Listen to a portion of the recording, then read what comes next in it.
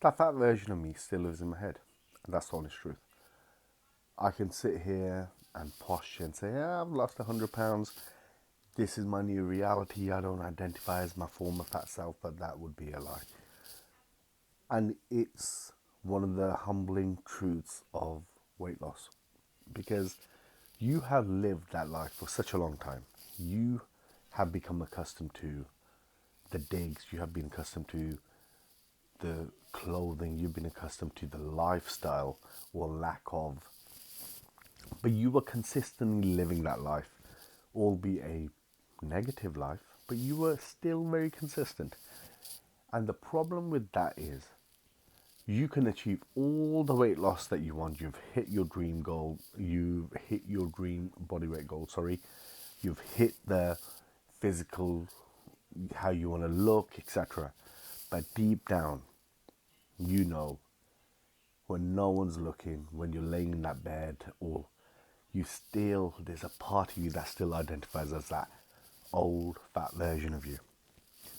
Now, why does that happen? And the honest truth is, it's repetition. Your mind becomes accustomed to what you practice on a daily basis. And if you're an overweight person, like I was, like I am, our habits are very different to that of a normal person or whatever normal is. We are consistently living that overweight life, albeit you've lost a ton of weight. I've lost over 100 pounds, and there's a part of me, that image, I still see my former self, my 365-pound self somewhere. And I try my level best to not think about that person. If I ever do think about that person, it's a gentle reminder of how things can turn out if you don't continue down the road, if you don't keep up your habits, and if you don't live the new lifestyle. Because it takes longer for your brain to actually realize how far you've come. And this is the scary thing, that you can be in a new reality, in a new body, in a new physical being, but your mental side of things take longer. Simply because I don't know about yourself, I was up and down. I would be in shape, I would be out of shape, in shape, out of shape for a good part of 15, 16 years of my life, throughout my teenage years to my 30s. And the reality is, with that level of repetition, your brain craves what is safe.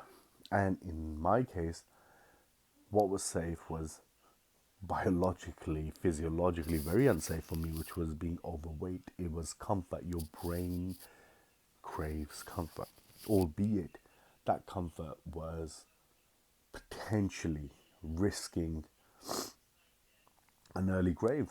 That's what it was, a lack of great quality life, a lack of mobility. But your body, your mind does not recognize that. Your mind still treats you like, hey man, we need to get back to our old self. But you need to power through this. This is a mental battle that every single day I have moments where I sometimes revert back to my old self, and that's the God's honest truth. As much as I'm further down the line, I never thought the pull or the anxiety of my new reality and the anxiety based on what I want to avoid, which is being morbidly obese once again, is quite tiresome. And look back at it, and one trick I've started to do is I look at it from a positive angle and I look from a negative angle. Positive angle is you've done incredibly well. You should be proud of how far you've come down the lane, the road, whatever you want to say, right? And there is another part of this journey. And you're going to put one foot in front of the other until your time is up. And the negative is, if you do not, I don't know if it's a negative, it's a positive in my eyes as well, but I just look at it from, if I do not continue the habits that have got me here, whether it's my food, whether it's my workouts, whether my supplementation, etc., sooner or later I will get there, which is not the place I want to avoid. So it's a bit of positive thinking and a bit of negative thinking. And I think it's important that you don't avoid the negative, because if you have disdain, which is absolute repulsion and absolute disgust for where you were, sooner or later you will have that repulsion towards all the attitudes, all the habits, all the foods that once got you to that place. And for me, my biggest struggle was, I'm an emotional eater. If something got me upset, if I'm happy, I will eat this, that, the other. So now I've started to understand that if I'm having a emotionally taxing day, I need to get to the gym. I need to row, do jiu-jitsu, do judo, do wrestling. I need to do something physical. So you start to implement better behaviors. However, if this goes unchecked, it doesn't take long for you to slip. And I'm going to be totally transparent with you. I've had slips. I've had 3-4 days where I'll eat the shit that I'm not supposed to do. But then I also look at it as it's part and parcel of learning. This is a journey, guys. And you have to understand, as much as you want to be 100%, sometimes you're going to give in.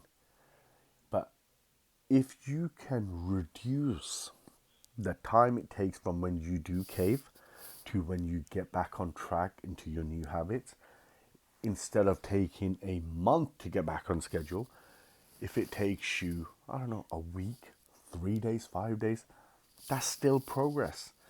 And even if that happens, the fact that it can come to your attention and you can actually say, hey man, I saw this, I'm aware of this, and never ever again I'm going to be in this position.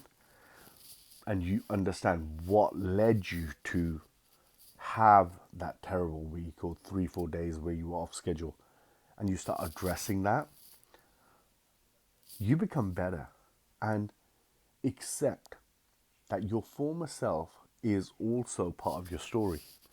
And that gives you leverage. And I think life is all about playing a mental game with yourself and having leverage in every situation. And that situation is you not going back to your former life. And just accept it, man. This is my new reality. I worked very hard to get here. And I'm not just going to give up. Why am I going to roll over? For what? What do I gain? And this is what this journey is about. That fat version of you, that fat version of myself, will always be there. And it is what it is. It's not catastrophic. It's not demeaning. It is what it is. This is the reality. These are the cards. And we're going to play the best hand ever. Simple as that. I hope you guys have a great weekend. And looking forward to Monday tomorrow. Back on schedule. Have a great Monday. And I'll see you tomorrow. Let's go.